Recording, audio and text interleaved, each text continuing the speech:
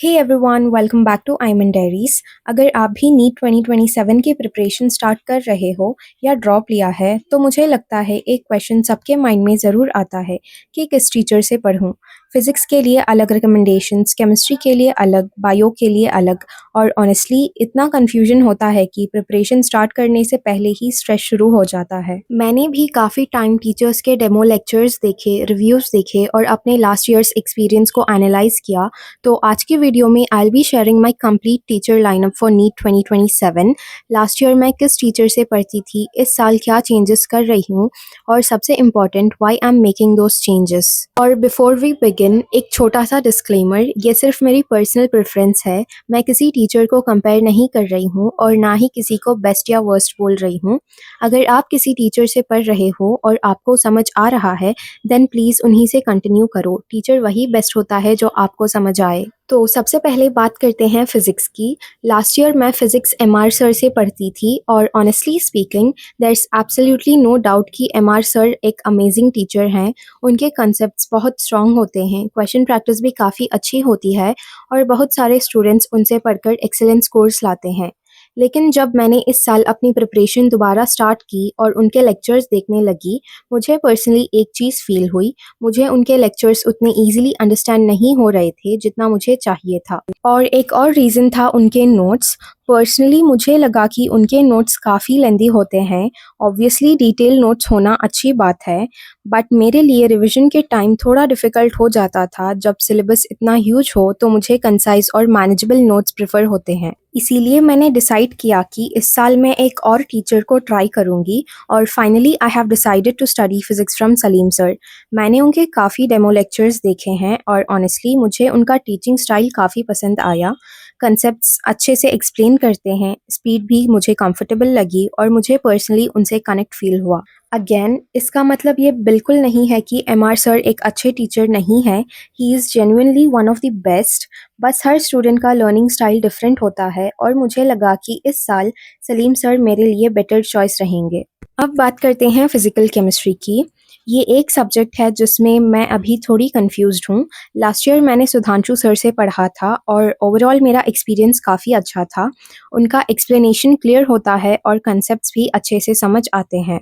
फ़िलहाल तो I am thinking कि मैं सुधांशु सर के साथ ही कंटिन्यू करूँगी। मुझे लगता है बार बार टीचर चेंज करना भी सही नहीं होता।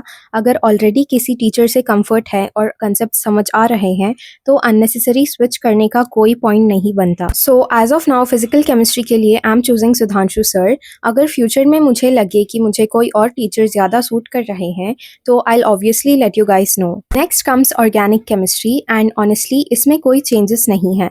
लास्ट ईयर भी मैंने ऑर्गेनिक केमिस्ट्री पंकज सर से पढ़ी थी और इस साल भी मैं उन्हीं से पढ़ने वाली हूँ। मुझे पर्सनली उनका टीचिंग स्टाइल बहुत पसंद आता है। ऑर्गेनिक में रिएक्शंस को रटने के बजाय लॉजिकली समझना बहुत इंपॉर्टेंट होता है और मुझे लगता है कि वो चीज़ पंकज सर बहुत अच्छे से करवाते हैं। उनके नोट्स भी मुझे काफ़ी पसंद हैं और रिवीजन के टाइम भी हेल्पफुल होते हैं।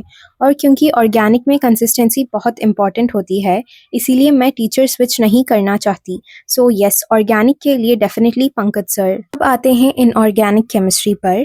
ऑनेस्टली अगर मैं अपनी लास्ट ईयर्स प्रिपरेशन की बात करूं तो मैंने इनऑर्गेनिक किसी ऑनलाइन टीचर से नहीं पढ़ी। ऑफलाइन में भी मैंने इनऑर्गेनिक पर ध्यान नहीं दिया था। मैंने इनऑर्गेनिक सिर्फ बोर्ड्स के लिए पढ़ाई करी थी और मुझे लगता है ये मेरी प्रिपरेशन की बिगेस्ट मिस्टेक्स में से एक थी। इस बार मैं वो मिस्टेक रिपीट नहीं करना चाहती, इसीलिए मैंने डिसाइड किया है कि मैं एमडी सर से इनऑर्गेनिक केमिस्ट्री पढ़ूंगी। मैंने उनके लेक्चर्स भी देखे हैं और रिव्यूज़ भी काफ़ी पॉजिटिव थे। होपफुली इस बार मैं इनऑर्गेनिक को प्रॉपर्ली कंप्लीट करूँगी instead of skipping it. Next subject है बॉटनी। लास्ट ईयर मैंने बॉटनी रुपेश सर से पढ़ी थी और genuinely speaking he is an amazing teacher. उनका पढ़ाने का स्टाइल बहुत अच्छा है, कंसेप्ट्स भी क्लियरली एक्सप्लेन करते हैं और उनके नोट्स भी काफ़ी डिटेल्ड और यूज़फुल होते हैं। लेकिन इस साल मैंने विपिन सर के लेक्चर्स भी देखे एंड मुझे उनका टीचिंग स्टाइल भी बहुत पसंद आया। इसीलिए मैंने डिसाइड किया है कि इस बार मैं बॉटनी विपिन सर से पढ़ूंगी। अगेन इसका ये मतलब नहीं है कि रुपेश सर अच्छे टीचर नहीं हैं, बस इस टाइम मुझे पर्सनली विपिन सर का अप्रोच थोड़ा ज़्यादा सूट कर रहा है। और फाइनली बात करते हैं ज़ूलॉजी की। इसमें तो ऑनेस्टली कोई चेंजेस ही नहीं है। लास्ट ईयर भी मैंने समाप्ति मैम से पढ़ा था और इस साल भी मैं उन्हीं से पढ़ने वाली हूँ। मुझे उनका टीचिंग स्टाइल बहुत पसंद है। कंसेप्ट्स बहुत सिंपल लैंग्वेज में एक्सप्लेन करती हैं, लेक्चर्स एंगेजिंग होते हैं और रिविजन भी काफ़ी ईजी हो जाता है। सो येस, ज़ूलॉजी के लिए डेफिनेटली समाप्ति मैम। सो गाइस, ये थी मेरी complete teacher lineup for NEET 2027। Again मैं एक बार फिर बोलना चाहूँगी कि प्लीज़ सिर्फ मेरी वजह से अपने टीचर्स चेंज मत करना। हर स्टूडेंट अलग होता है, किसी को एक टीचर का स्टाइल सूट करता है, किसी को किसी और का। सबसे इम्पॉर्टेंट चीज़ टीचर नहीं, कंसिस्टेंसी है। अगर आप रोज़ पढ़ रहे हो, लेक्चर्स कंप्लीट कर रहे हो, क्वेश्चन सॉल्व कर रहे हो और रिविजन कर रहे हो, तो आप किसी भी अच्छे टीचर के साथ स्कोर कर सकते हो। टीचर हंटिंग में मंथ्स वेस्ट करने से बेटर है कि एक टीचर चूज़ करो और उनको कंसिस्टेंटली फॉलो करो। So that's all for today's video. अगर आप भी नीट 2027 की प्रिपरेशन कर रहे हो तो कमेंट्स में ज़रूर बताना कि आप किस टीचर से पढ़ने वाले हो। I honestly love to read your comments. और अगर आपको मेरी नीट जर्नी, स्टडी व्लॉग्स और प्रिपरेशन अपडेट्स देखना पसंद है, then don't forget to like this video, subscribe to the channel and become a part of this journey. Thank you so much for watching. I'll see you in the next video. Bye.